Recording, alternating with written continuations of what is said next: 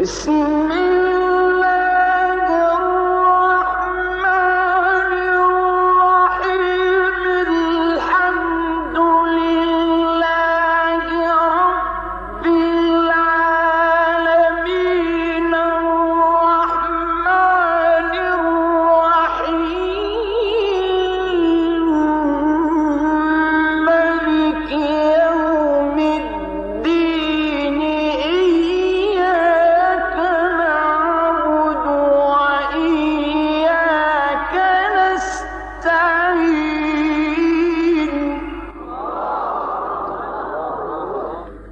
اهدنا الصراط المستقيم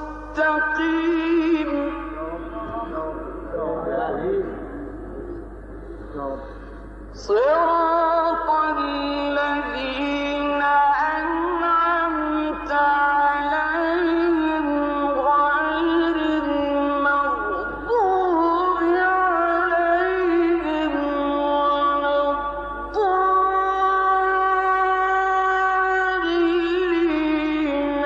ألف لام ميم.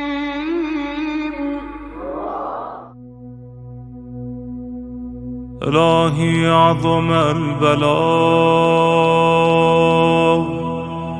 وبرح الخفاء وانكشف الغطاء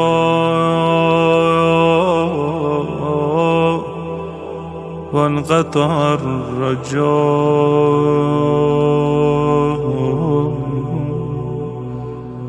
أضاقت الأرض ومنعت السماء وأنت المستعان وإليك المشتكى وعليك المعول في الشدة والرخاء.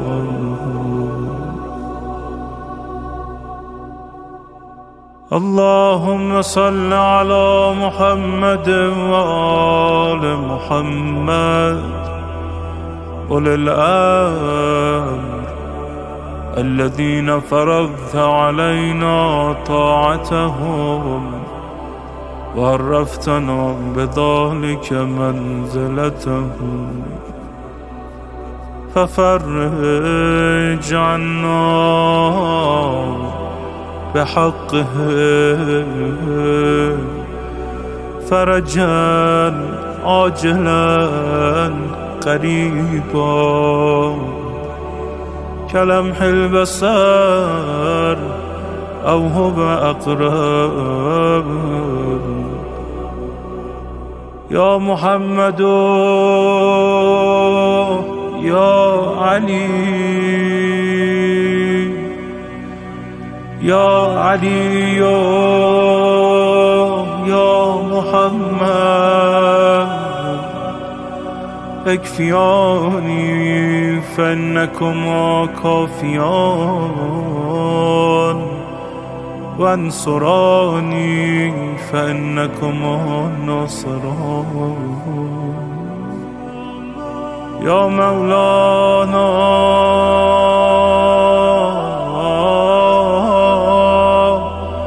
يا صاحب الزمان الغوث الغوث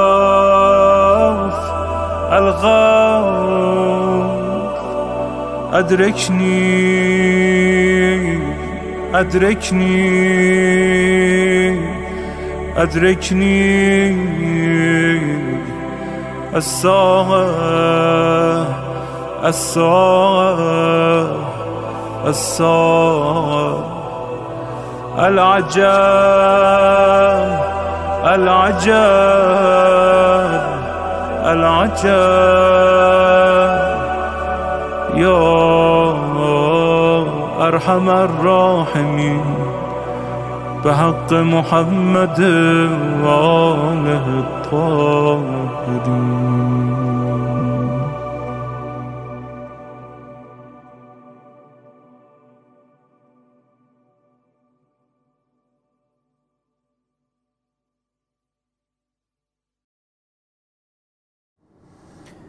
أعوذ بالله من الشيطان الرجيم بسم الله الرحمن الرحيم الحمد لله رب العالمين والحمد حق كما يستحقه حمدا كثيرا ثم الصلاة والسلام على سيدنا ونبينا وحبيب قلوبنا وشفيع نفوسنا أبي القاسم محمد اللهم صل على محمد وآل محمد وعلى أهل بيته الطيبين الطاهرين المعصومين الصادقين سيما بقية الله في الأرضين وحجته على الخلائق أجمعين إلى قيام يوم الدين. Respected viewers, Assalamu alaikum wa rahmatullahi wa barakatuh. Over the past few weeks, we have brought different people from different religions, past religions, that have come onto our show and introduced their journey and their story to us. Today, on today's episode, we have a different type of situation where we have gone from the one religion in Islam, from one journey of one denomination to another denomination, from the world of Sunni'ism to the world of Shia'ism. Alhamdulillah Rabbil Alameen. Today we have with us Brother Ali. Assalamu alaikum. Wa alaikum salam wa rahmatullahi wa barakatuh. We thank you very much for coming with us on today's episode to teach us about the journey that you've taken and to inform us on why you've chosen the school of Ahlulbayt alayhim salam. Thank you very much, Brother Ali, as well, for inviting me here. No problem. It's a privilege and honor to be able to tell you and everyone else my journey. Jazakumullah khair. But first and foremost, I'd like to thank Allah subhanahu wa ta'ala for guiding us to what I believe is the truth. And I send peace and blessings, Allah's peace and blessings to be upon Prophet Muhammad and his noble family. With regards to my journey, a little bit about my background. I'm from Africa. I was born into a Sunni traditional family. My mom was Sunni, my dad was from Sunni, and everyone else in the family is Sunni. Very conservative. We sort of didn't really ask any questions. We just did what we were told to do. I came from the Shafi'i madhab. Okay. I don't know if you're aware of the... Yeah, I've heard of it. Yes, Yeah. so we belong to the Shafi'i school of thought. So, and we did all the rituals, the 5 daily prayers, we fasted, Ramadan, we did the Taraweeh prayers. For me, growing up, I thought that was it. You know, you do your prayers, and the main goal was to memorize the Quran. So if you memorize the Quran, then you, in effect, would be the best Muslim. Yep. Regardless of the fact that you have no idea of what I'm not an Arab. Yep. So you're reading the Quran, but you didn't understand what it meant. So that was my goal as a young boy, to try and memorize the Quran, because we were led to believe that that would make you the closest you can be to God. All right. So I didn't ask any questions, and if I did ask questions, then the answer would either be a beating, or you end up in hell if you ask those questions. All right? Yep. So you just keep away from asking questions. All you wanted to do was just, go to heaven. So if asking questions meant going to hell or getting a beating, you just avoid that. So Yeah. yeah. So you've kind of cut into the first to the first question already. So if you can tell us how long you've been in Shia Islam for, and just tell us a little bit of your journey in how you got to where you are today. Sure. Alhamdulillah, I've been a follower of the Ahlulbayt madhab now for almost 12 years. MashaAllah. Yeah, and the way it started was way back in 2001, right? When Tony Blair, George Bush, Saddam Hussein, they were having a go at each other. Yep. And the world was preparing for war. So I thought to myself, and just after that, before that, sorry, we had the September 11 events. So that made me, Islam was very much on the news every day, Yeah. how nasty Muslims are and, you know, terrorism and everything. So I thought to myself, you know what, I don't want to be part of this. Let me just go back and sort of see how did Islam end up like this, you know what I mean? Bearing in mind, growing up in Africa, it was all about memorizing, and if you couldn't memorize the Quran, there was corporal punishment. You know, people were getting flogged and stuff like that. So I thought maybe, you know what, these people that have done these acts also probably have been brainwashed like that, you know? Yeah. So I started thinking and reading. And one particular day, I remember watching the news in England. And it was a demonstration against the war in Iraq, right? And outside the Westminster Parliament buildings, there were people demonstrating with banners. Tony Blair and George Bush, go to hell, right? Your hands are full of blood, right? And, you know, Tony Blair comes in, drives past these protesters and goes into the Houses of Parliament. He doesn't do anything. He just goes in there and gives his speech and walks out. It was almost time to pray Maghrib. So I went to the local mosque. And while I was there, I happened to pick up a book called Bukhari. Because I started to read. So I was reading this book, Sahih Bukhari. And flipped it up, and it was one of the chapters of the virtues and merits of the second Caliph, Umar ibn Khattab. And I thought, okay, I've got a cousin called Umar, I love him, and I want to know more about him, because he was one of the heroes of Islam. So as I read this, there was a story about a Bedouin at that time who was in Medina. This Bedouin was married, his sister was married to someone who was a member of the Shura of Omar. Yeah. And on that particular day, there was a Shura meeting, so the Bedouin wanted to go to attend the Shura meeting.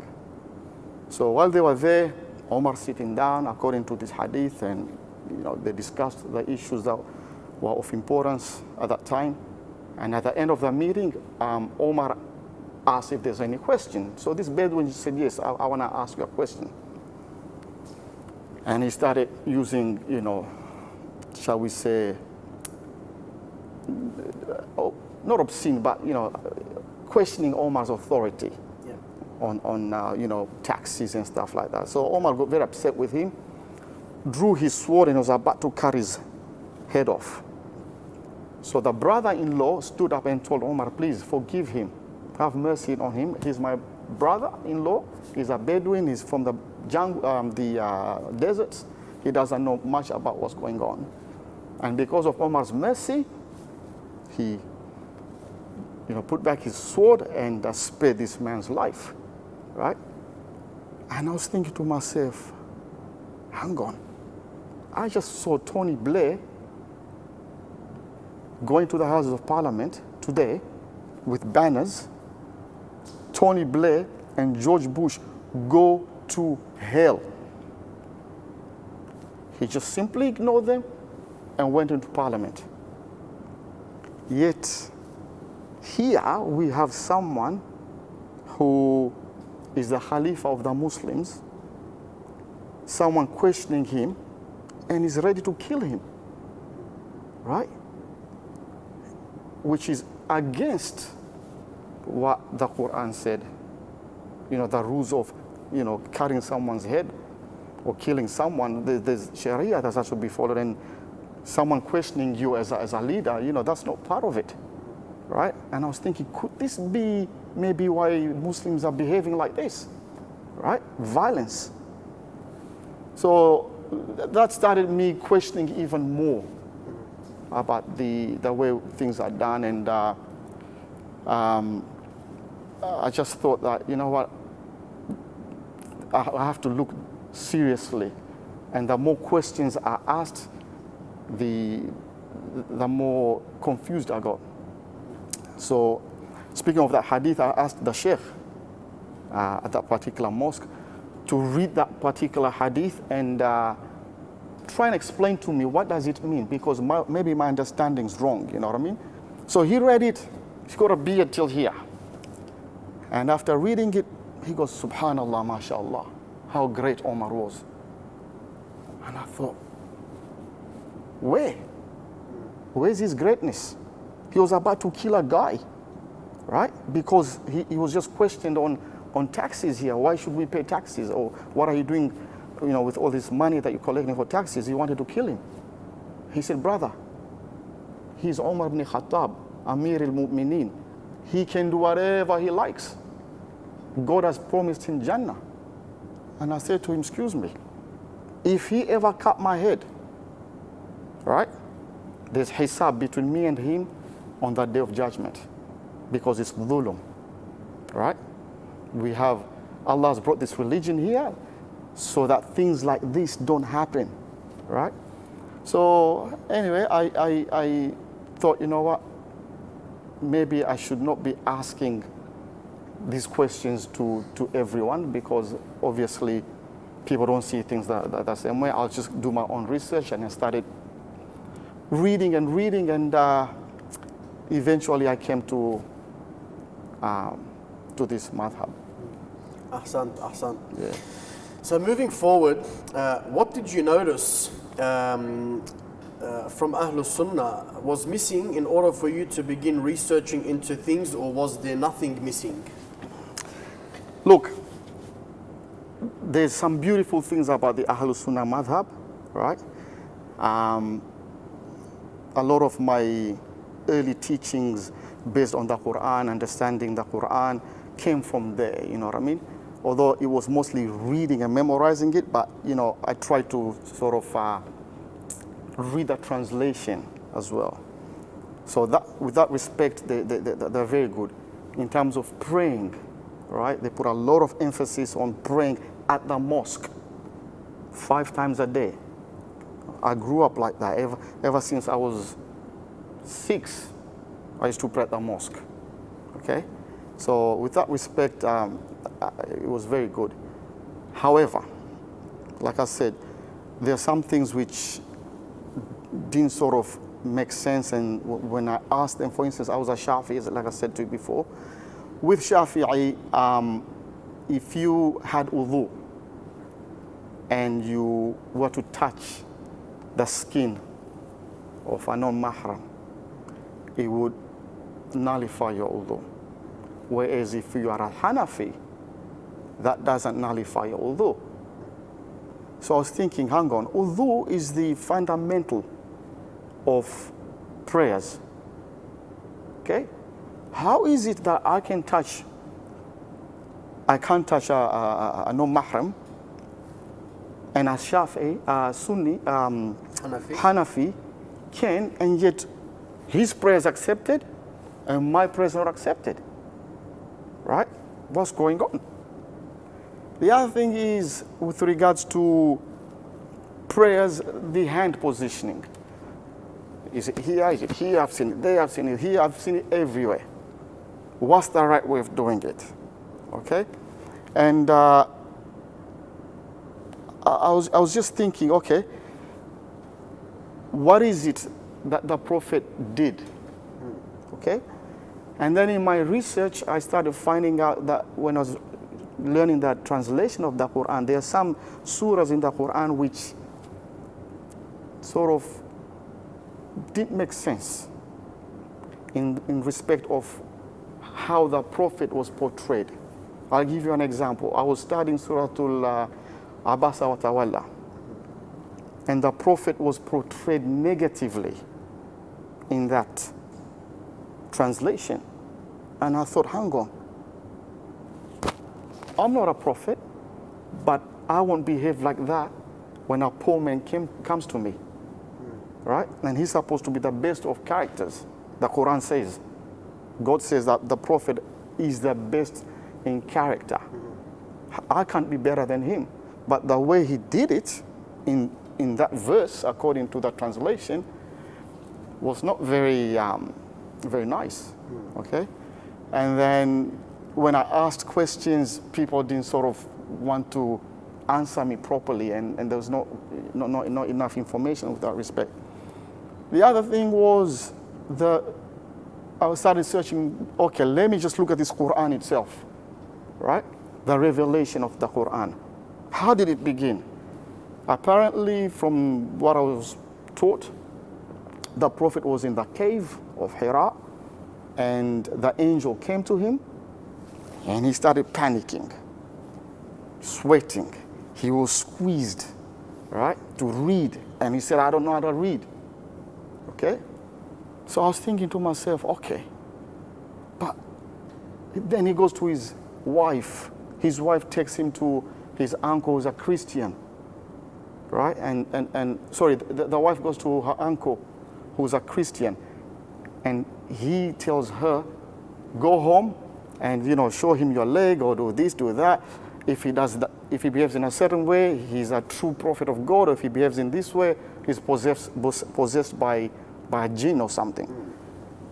So I was thinking, okay, Prophet Muhammad is the best of the best. Okay, he's 40, angels come, he doesn't even know he's a prophet. Yet we know in the Quran, Nabi Isa alayhi salatu wasalam, from the cradle, he knew he was a prophet. Right? Prophet Yahya, Zakaria and Yahya, he asked Allah for someone to continue the religion after he's gone.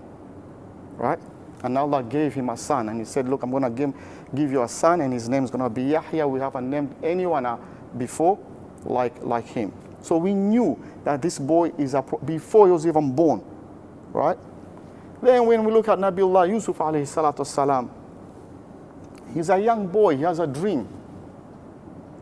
Okay, he goes to his father who's a prophet, and his father says, you know what? You will be a prophet. Okay? We know that.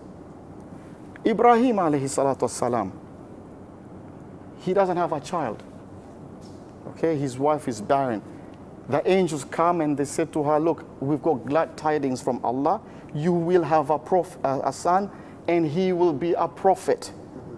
And Prophet Ishaq is born. So Musa alayhi salatu salam was young. Fir'aun was murdering everyone. His mom cries, and God says to her, calm down, right? Put him in this little cradle, put him on the Nile, and we take care of him. He's a prophet. We knew that when they were young. Yet, the best of the best, not the best of the best prophets here, he is the best of God's creation ever. Nothing like him, before or after. He's in a cave, he doesn't even know he's a prophet. Then these angels come, they squeeze the hell out of him, right? He thinks he's possessed. He goes to his wife, what's going on? And I'm thinking to myself, how is he the best? No wonder these verses are all like this. Like he sees a blind guy and he turns his face and frowns and turns away. There's something wrong here, right? So after all of that, ask questions, and again, you will go to hell if you start thinking like that. So I thought, okay, Allah subhanahu wa ta'ala created the Prophet, and before creating the Prophet, he tells us in the Quran, after creating the Prophet, he tells us in the Quran that Inna Allah malaikatahu yusalluna ala nabi. Inna Allah wa malaikatahu, including Jibril alayhi salam, right? Ya ayyuhalladhina amanu sallu alayhi wa sallimu taslim. How can this, Allahumma salli ala Muhammad wa ali Muhammad tayyibin tahirin, how can Jibril therefore come and squeeze the Prophet like that? It doesn't add up to me. Maybe we can, because we've got no morals, right? They bowed down to the Prophet, the angels. Right? So Jibril knows very well who he is. Right? So it was just one of those things that, yes. So, yeah. Ahsant, ahsant.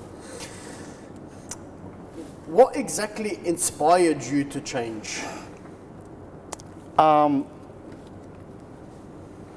Like I said to you before, it's what happened after that 9/11, okay? I was very much thinking and searching. I didn't understand what was going on with the Muslim world at that time. There was no one to stand up for us, right? I was a student at that time, and you know, it was very, very hard. I was in England, and if you had a name like Muhammad, or you know, it was nasty. But there was no one there for us, right? None of the so-called Muslim countries were there to defend us. Muslims were living in those countries. Yeah. So I thought, you know what, I better go and search, because if this is Islam, then there's something wrong here, right? So that prompted me to move on and start thinking about which direction I should go. Is it going to be following the Prophet according to some hadiths which I don't understand? Because it was hard for me to defend Islam, because I didn't sort of understand it properly myself as well. Do you understand what I mean? Yeah, yeah. And seeing these acts of violence, I started questioning myself. Yeah. Ahsant, ahsant. Yeah. So question number 4, why did you choose the school of Ahlulbayt alayhum salam? Did you research into other sects before choosing the school of Ahlulbayt? Oh, for sure, 100%. I read the Bible, I read the Bhagavad Gita, the Hindu book, right? The New Testament, the Old Testament. And as I said, I read Bukhari and some other Sunni books as well. And the more I read, the more questions I had. You know, the whole idea of the Trinity, for example, it just didn't add up to me, right? You can't be a God, a Son, and the Holy Spirit, and then you die on the cross, and you know, and then if you killed yourself because you died, if you're a God, then obviously you committed suicide, so you're dead. So then how do you come back to life, right? If you're already dead, someone else must have brought you back to life, to resurrect. So that didn't add up to me. With the Hindu, it was all, you know, 8 hands and elephants, like this, like that, you know. It just didn't make sense to me, right? The Old Testament with the stories of the prophets of the past, right, that kind of made sense. The Quran 100% made sense, but I just needed more information from the right source. I knew there was something there, right? So far, out of all these books I've read, that one was more heavy in terms of truth. Yeah. But still, there was questions in there that I wanted answered. And no one at that time was able to give me the right answer and encourage me to actually question. Yeah. Not just like, oh, you know, heaven or hell, if you ask these questions, or Allah knows best, that's the end of the story. Right? Because Allah subhanahu wa ta'ala, He created us and He made us think. Right? When I was at university, I came across an Iraqi doctor. It was Ramadan time. I invited him to the local mosque for iftar, and a few days later, he invited me to his mosque. So I was very surprised, like, because I lived in that area for 4 years, and I only knew one mosque. He said to me, there is a mosque there. So I said, okay, whatever, I'll go. He took me to his mosque, and what I saw there in his mosque was completely different.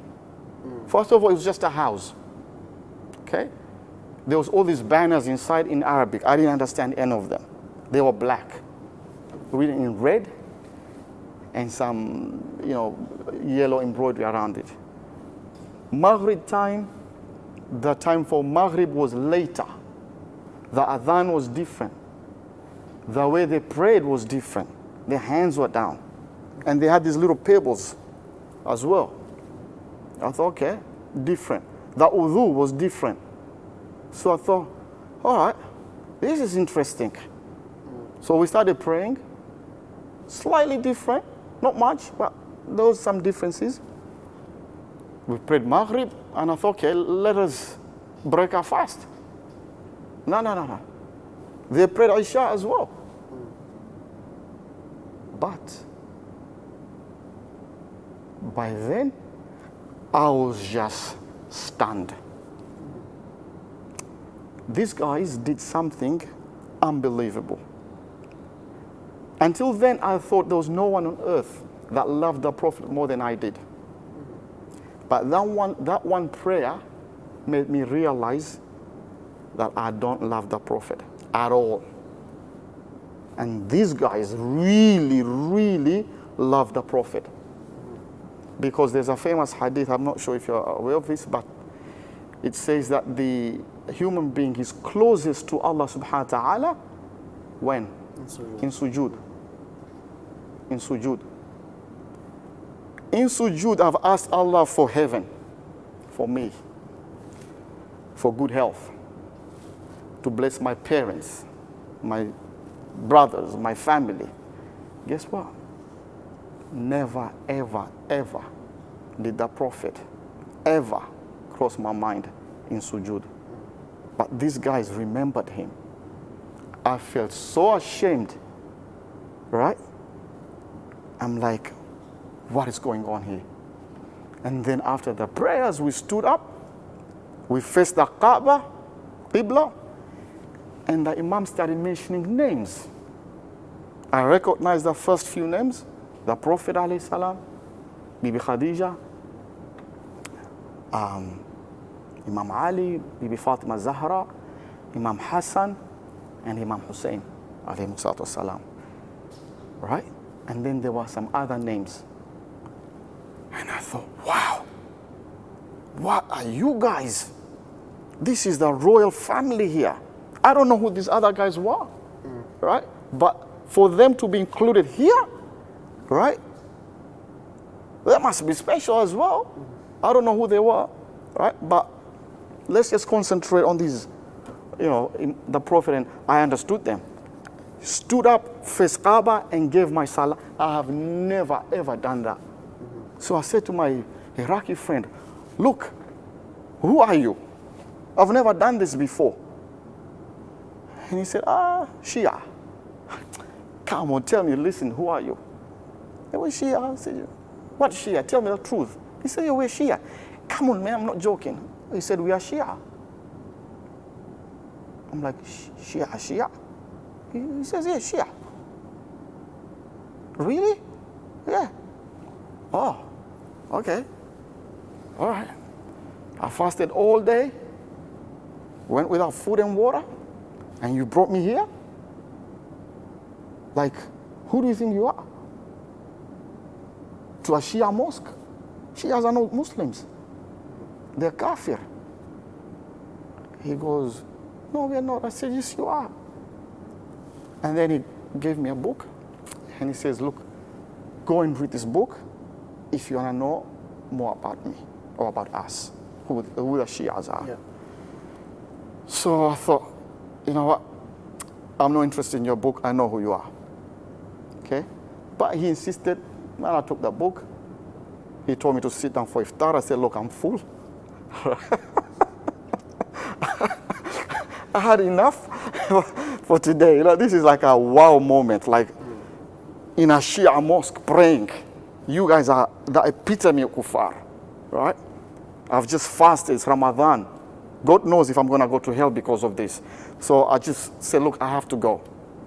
Straight away I went to my mosque. I redid my wudu. I redid my maghrib, right? And I prayed for forgiveness. Sincerely, asking God. I had no idea that that place was Shia. You know the truth, God. If I knew it was, I would never have been there, right? So anyway, I prayed my Maghrib, and then alhamdulillah, we waited. I waited for another hour or so. It was Isha time. I redid the Isha there, all right? Went home. Next day, I saw my Iraqi friend, who was not so much of my friend now, and he was very friendly. This guy, he was a new student. Let's put it that way, okay? So I was trying to keep away from him because he kept on asking me about, have you read that book? Have you read that book? I said, look, I've got exams. I just don't have time for that book. And if I was you, I would be concentrating on the exams. Don't worry about your book, all right? Anyway, exam comes, we do the exams, and I've got nothing else to read, okay? So I thought to myself, you know what? I've read the Bible, it didn't make me a Christian. I've read the Bhagavad Gita, the Hindu one, it didn't make me a Hindu. The Old Testament, I'm not a Jew.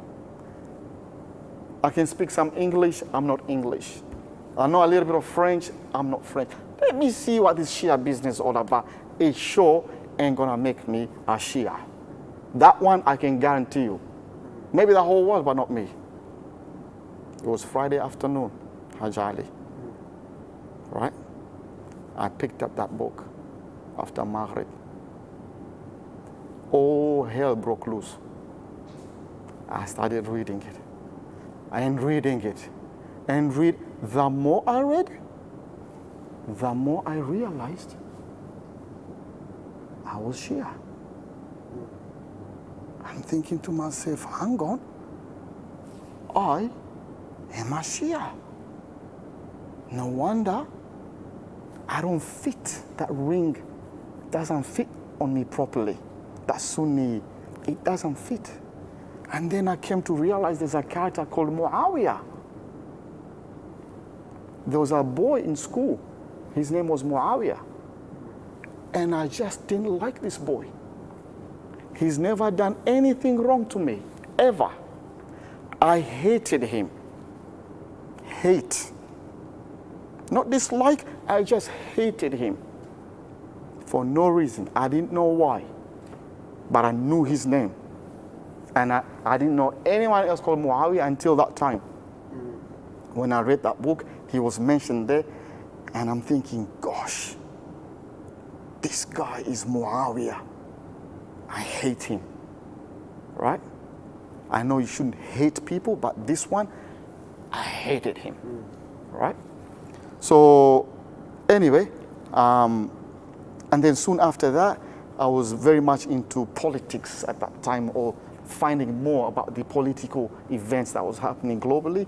And at that very time, that moment in time, in Kenya, there was huge political changes, right?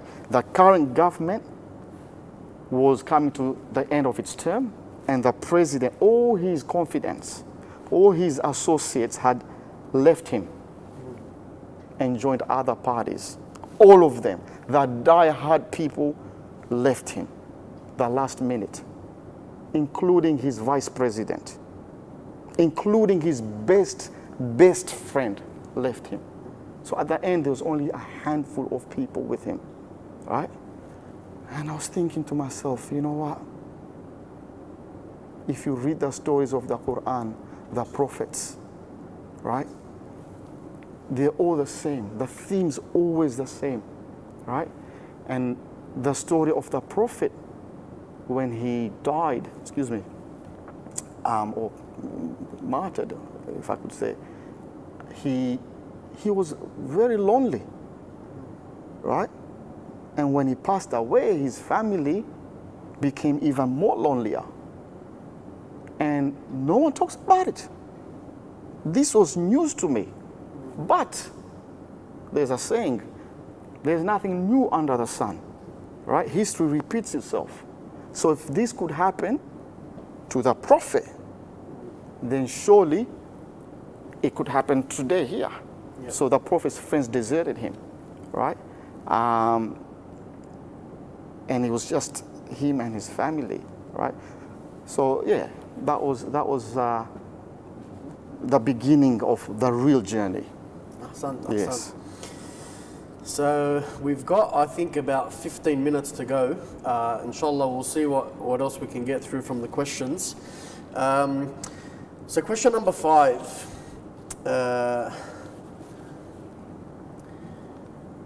So I think you've touched up on it a little bit. The question was, after studying Shia'ism, what were the first questions that came to your mind about what you had been following or your previous life? So if you can just touch up on it lightly, inshallah. I just realized that, there's a lot for me to catch up in terms of knowing who the Prophet is after the matter of the Prophet, who his family were, what happened, and the succession of the religion, right? Because if we look at the Quran, Musa alayhi salatu wasalam, he asked God's permission to have his brother as an assistant. He had to ask God to assist him, right? Zachariah had to ask God for a successor, right? There was all these people that, they asked God for people to succeed, for a helper. Yes, the Prophet, he cares for us, but he doesn't ask God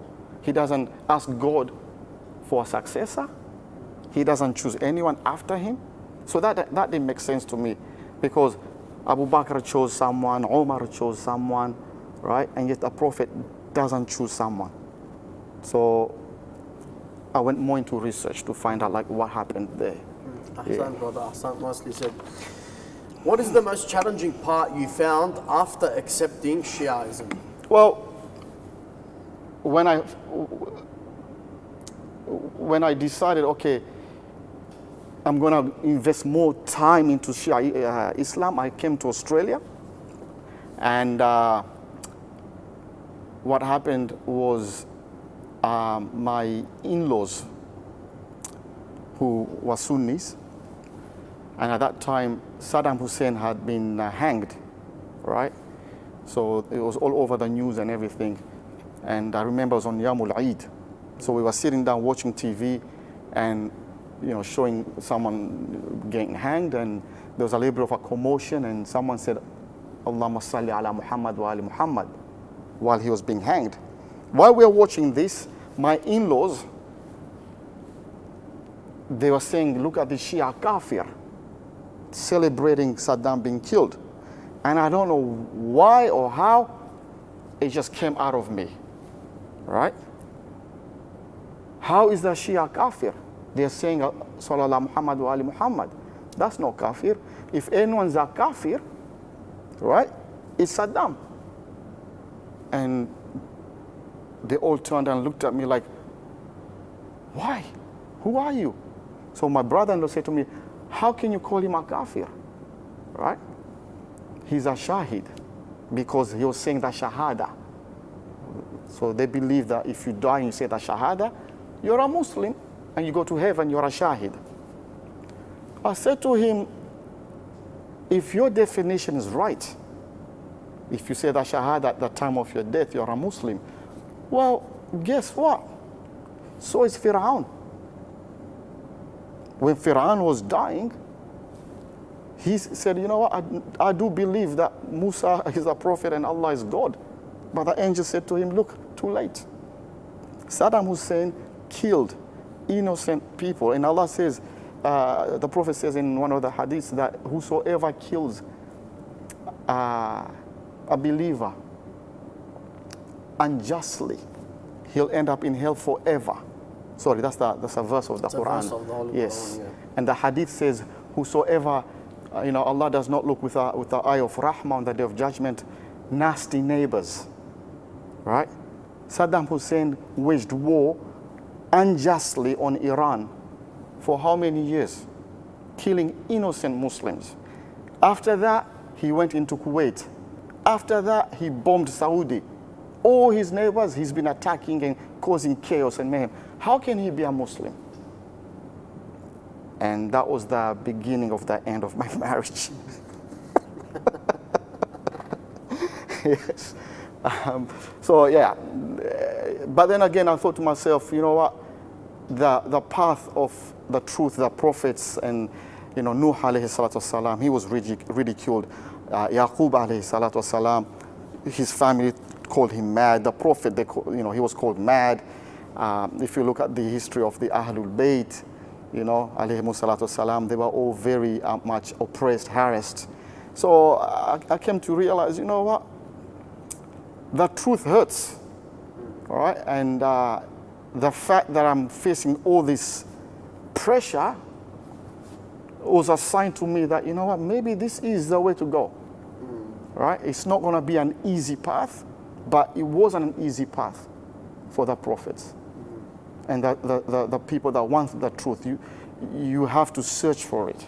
It's going to be hard, and there'll be costs involved, and I was prepared to pay that cost. Ahsant. Brother, what is your advice to people whom are contemplating on taking the same journey or are currently undergoing change? Like I said to you before, there's good and bad aspects of Sunni Islam. And if you really want the truth, right, you have to be bold enough and wise enough to learn with an open mind, all right, and don't listen to preconceived ideas or do what people do, because there's good and bad in Shia Islam as well. Definitely. There's some things in Shia Islam that I don't agree with, right? But I won't say that is Shia Islam just because people are doing a certain thing, right? It could be cultural, it could be whatever. That is not Shia Islam, right? Shia Islam is what the Ahlulbayt, the family of the Prophet, did, Yeah. and that's all you should focus on. Ahsant. Yes. Obviously, like you said, there's good and bad everywhere and whatnot, and obviously everyone goes on a different journey, and people tend to come across things that they were following once upon a time, and you may come to the realization that okay, so what I've learned now is different to what I used to know before and whatnot. So if it's safe to say, I guess different people interpret things in a different way, and it obviously brings people to the understanding of okay, what I was doing, I now see why it may have been incorrect, or what I was doing may have been correct and whatnot. So Ahsan, brother, Ahsan. So moving forward, at what point did things you've known and been taught all your life become subject to a different thought? Example, personalities, historical events, tragedies, etc. Well, like I said to you, the world changed in September 2011, right? For me, that was iconic. That's when I actually looked at myself, right? And if these guys are doing this in the name of God, right, then I have to understand who is this God? What is the message? What, for instance, the Prophet, peace be upon him, would he endorse such events, right? And I mentioned about, Shafi'i, Imam Shafi'i. I was a Shafi'i, right? But I wanted to know, who did Shafi'i follow, right? Because I didn't want to follow Shafi'i. I wanted to follow the Prophet, right? So what did the Prophet used to do? How did he used to do? What was his message? So that was the key. So when I became a Shia, I came to realize, hang on, everything's to do with Imam Hussein here, right? I don't want to follow Imam Hussein. I want the Prophet himself, right? And then later on, but then again, this is because of my ignorance, right? I didn't know much about Imam Hussein. I didn't know much about Karbala. I didn't know much about the atrocities that the Ahlul Bayt endured, right? And then I just realized, hang on, the Quran was sent to Muhammad alayhi salatu wasalam wa ala alihi.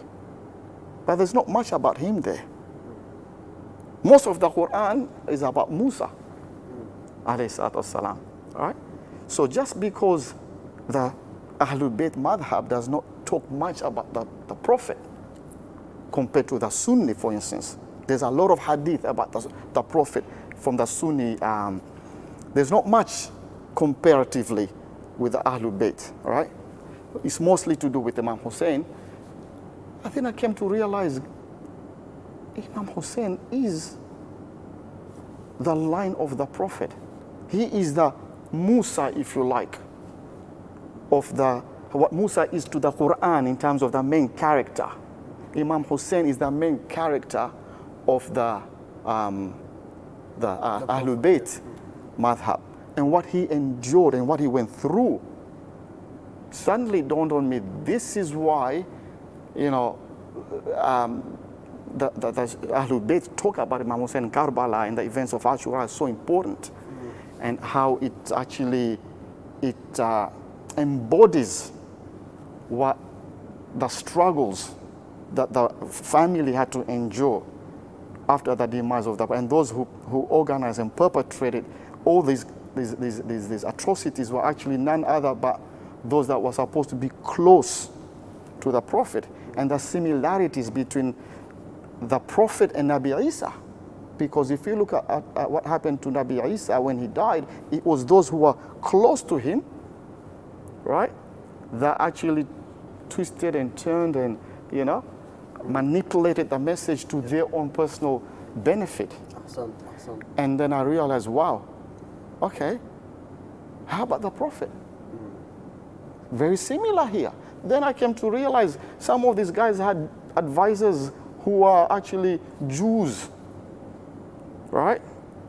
They were getting, you know, strategies and plotting and planning from people who were actually the enemies of Islam, right? So it all kind of made sense to me that, you know what, this Ahlul Bayt madhab is the way to go, right? And when suddenly when the, you know, commiserate Ashura and things like that, it makes more sense to me now because I can relate to who Imam Hussein was. Whereas before I used to think, okay, he's dead, let him rest in peace, none of my business, right? But now it's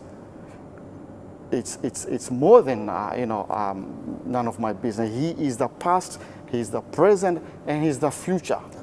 Yes. Yeah. So brother, with the couple of minutes we've got left, inshallah, just the last question for you. Up to date, what has Shia Islam offered you that you are most thankful for? I think my understanding, and I'm grateful to Allah subhanahu wa ta'ala for guiding me to this, my understanding of who God is, right? And who the Prophet is, and the message of the Quran, right, has become a lot more clearer. And I, as a human being, I've come to realize what my purpose is of this life. You know what I mean? I have a goal, a purpose here, and that is to you know, be kind and be gentle and to understand that God is beneficent. When we start anything, we say Bismillahi Rahmani Rahim. Everything. He wants us to know Him as the most merciful. Right? Before we eat, when we pray, Bismillah Rahman Rahim. So this God is actually merciful. More merciful than wanting to put you into hell. So my view of God now is from the du'as of the Ahlul Bayt. That's how I came to know who God is, right?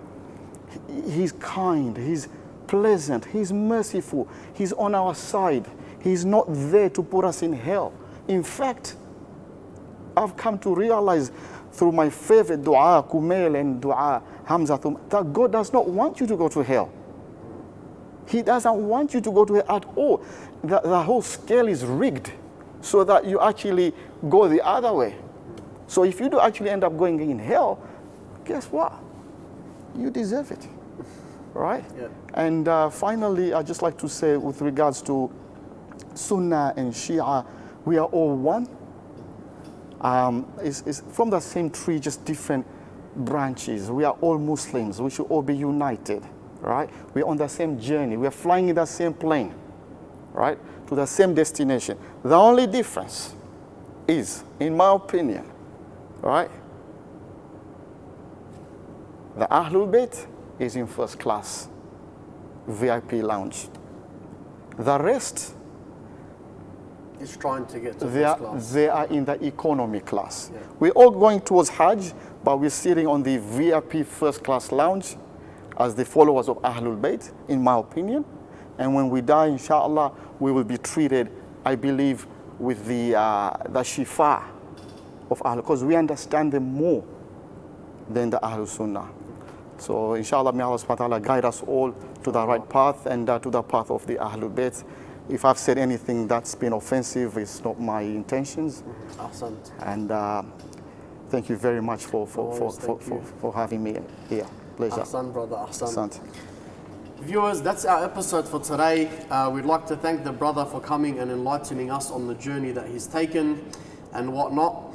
And as the brother said, obviously we're not here to offend anyone or say anything insultive to anyone. We're obviously just, listening to people's journeys that they've taken in life and to where they've come at this point in time. Whether it's a Christian, a Sunni, even sometimes Shia people themselves go on journeys and they end up in other places. So we're here to hear people's stories. And we're obviously not here to differentiate in a negative way ourselves from amongst other Muslims. Obviously, we're all Muslims. We all believe in Allah subhanahu wa ta'ala and the Holy Prophet sallallahu alayhi wa alihi wa sallam. And this is obviously one of the main focuses of Islam. And this is what unites us together against those that are against the message of the Holy Prophet sallallahu alayhi wa alihi wa sallam. And obviously, the Ahlulbayt alayhimus salam are a vital part of the Prophet's message, whether it be from Sunni Islam, Shia Islam, or any other denominations. We obviously never deny the fact and the importance and the vital essence of the Ahlulbayt alayhimus salam within the holy religion. They are a part of our life. They are a part of every Muslim's life. And end of the day, it's obviously the Prophet's family. So it's something that we, whether we like it or not, we can't disassociate the family from the Prophet. They're his family, the closest of people to him, the people he loved most, the people that he sat with the most, and the people that he obviously wanted to go to heaven the most. So, Alhamdulillah Rabbil Alameen. Inshallah, may Allah subhanahu wa ta'ala guide all of us to the straight path, myself, the brother, the team and the viewers also. And alhamdulillah Rabbil Alameen wa sallallahu ala sayyidina wa nabiyyina Muhammad wa alihi ajma'een. Sallallahu ala Muhammad wa ali Muhammad. For now, we'll see you next week. Allahumma salli ala Muhammad wa ali. Allahu Akbar,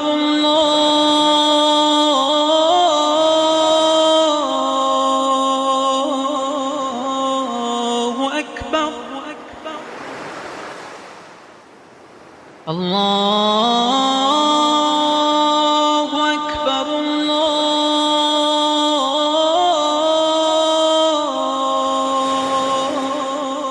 Allahu Akbar. أشهد أن لا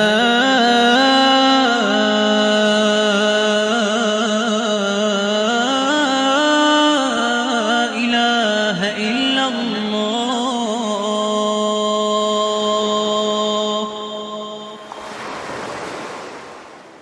أشهد أن لا إله إلا الله.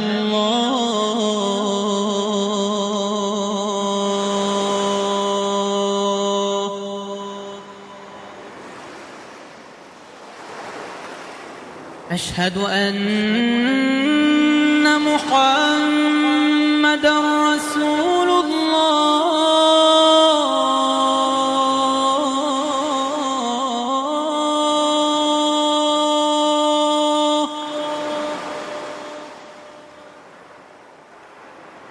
أشهد أن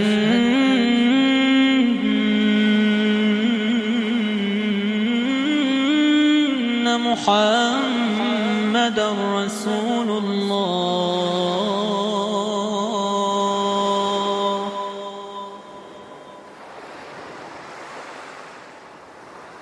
أشهد أن عليا ولي الله.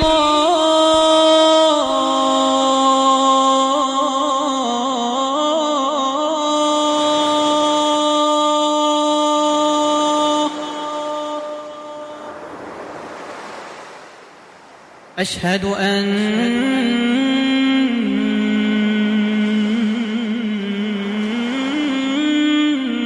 عليا ولي الله.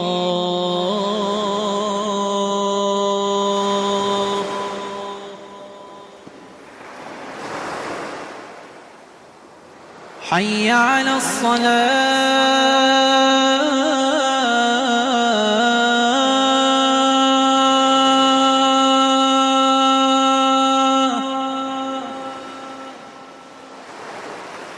حي على الصلاة.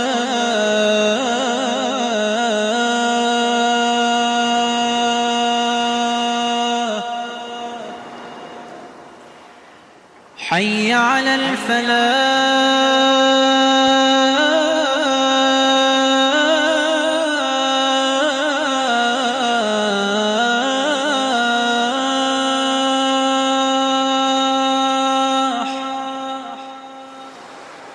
حي على الفلاح.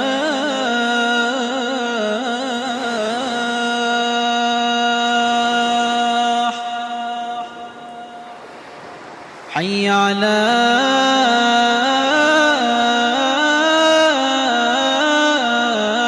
خير العمل. حي على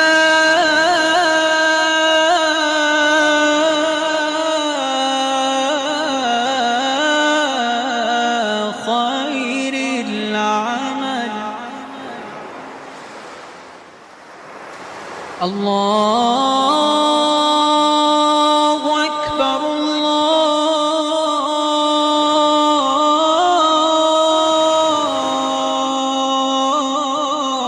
الله أكبر. لا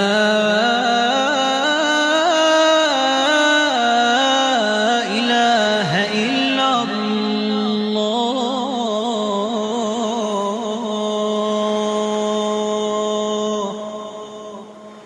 لا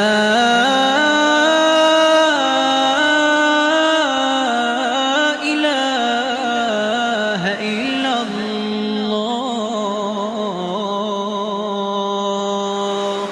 وصلى الله على سيدنا محمد وآله وسلم.